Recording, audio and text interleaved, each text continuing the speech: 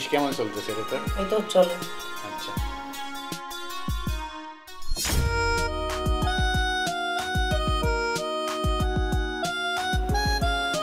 কে এই মেয়েটা অফিসে কবে আসলো রে?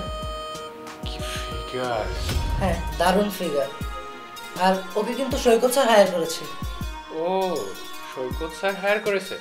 আচ্ছা দেখ, ওর সাথে আমি বন্ধুত্ব করি, কিভাবে করি সেটা দেখ তুই।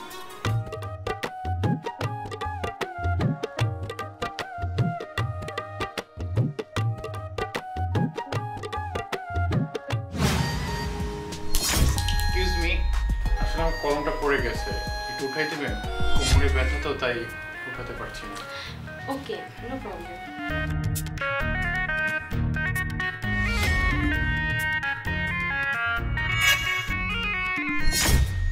সরি, কলমটা একটু সরে গেল।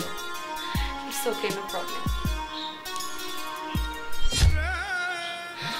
সরি স্যার, আসলে কলমটা আমার হাত ফসকে পড়ে গিয়েছে।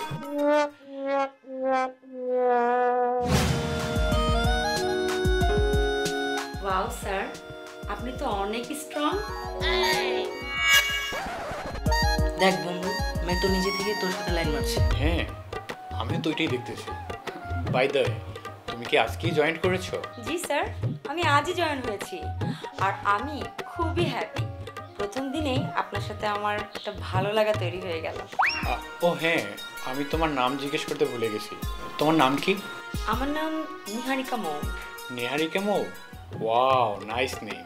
তুমি অফিসের সবথেকে পারফেক্ট মানুষের কাছে এসেছো যে তোমাকে ফিউচার প্ল্যানে হেল্প করবে। আই নো স্যার, আমার প্রমোশনের জন্য আমাকে কোথায় যেতে হবে, আর সেজন্যই তো আমি আজকে আপনার কাছে এসেছি। তুমি তো জানো প্রমোশন পাওয়ার জন্য কি কি করতে হয়, সেগুলো কিন্তু তোমার করতে হবে। হ্যাঁ স্যার, আমি তো জানি প্রমোশনের জন্য কি কি করতে হয়। আর আপনি কেন স্যার বাচ্চাদের মতো কালকাল করছেন? মিটিংগুলো পুরো ফাঁকা।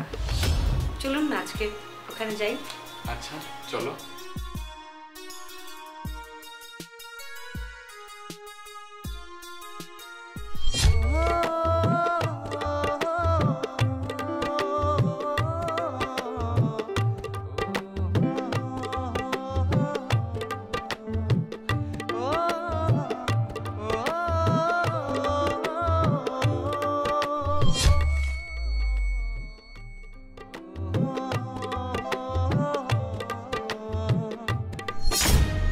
What a pleasant surprise.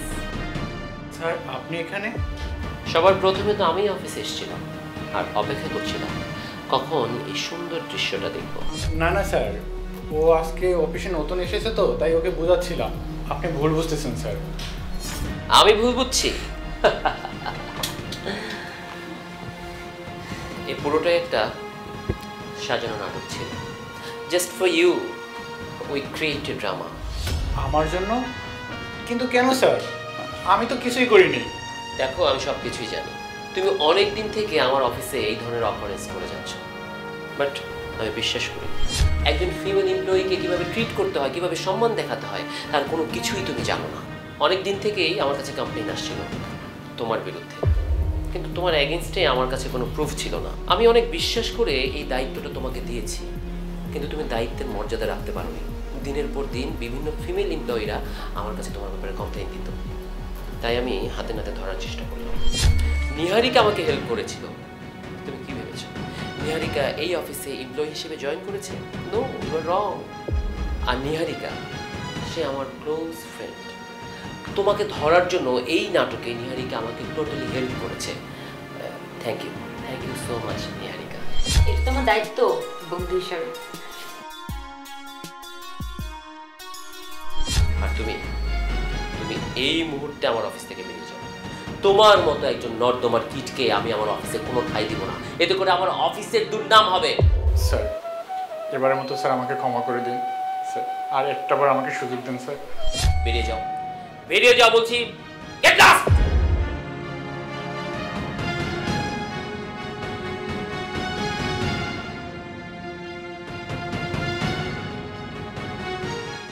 আচ্ছা শোনো।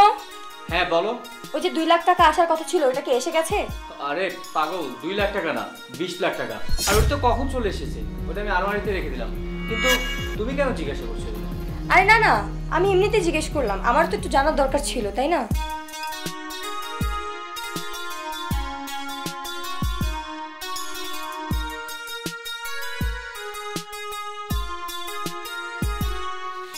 এই নাও, খেয়ে নাও। আচ্ছা, আমি তোর কাছে একটা ফাইল দিয়েছিলাম, ওটা কোথায়? ওটা তো আমি আলমারিতে রেখে দিয়ে আসছি। ঠিক আছে, তুই থাক, আমি একটু নিয়ে আসি। আরে তুমি দাঁড়াও, আমি নিয়ে আসি, আমি এনে দিচ্ছি। আরে না, তুমি বুঝবে না, আমি নিয়ে আসছি।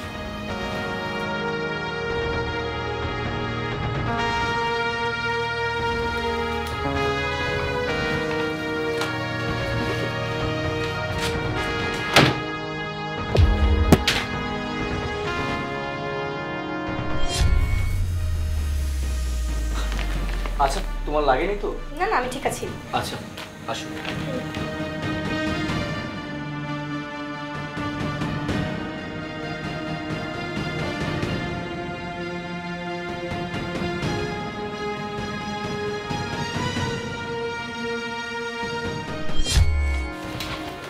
আচ্ছা, তুমি একটু বসো, আমি আসছি।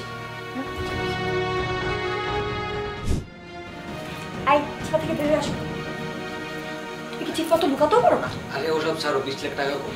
আচ্ছা শোনো, আমি চায়ের মধ্যে বিষ মিশিয়ে দিয়ে আসছি, ও খেলেই পড়ে যাবে। ঠিক আছে, তুমি আবার লুকিয়ে পড়ো, আমি একটু পরে তোমাকে ডাকবো। ওকে ওকে?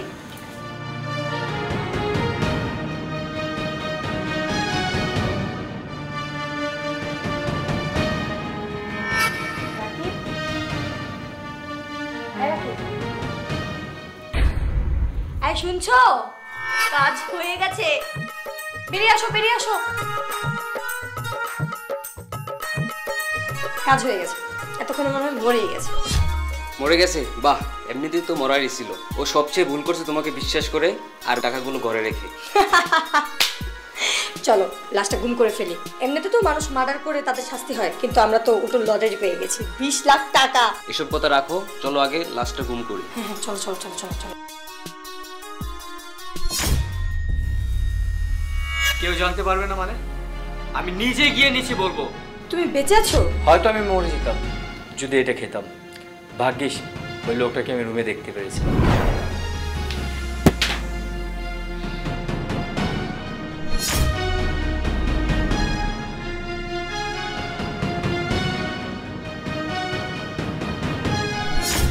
ও কি করছে আমাকে জানতে হবে।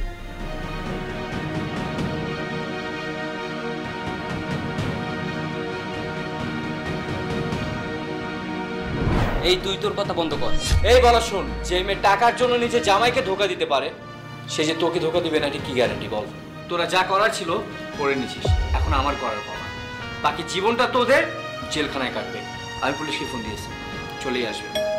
হ্যাঁ দেখ চলে আসছে, দাঁড়া আমি নিয়ে আসছি।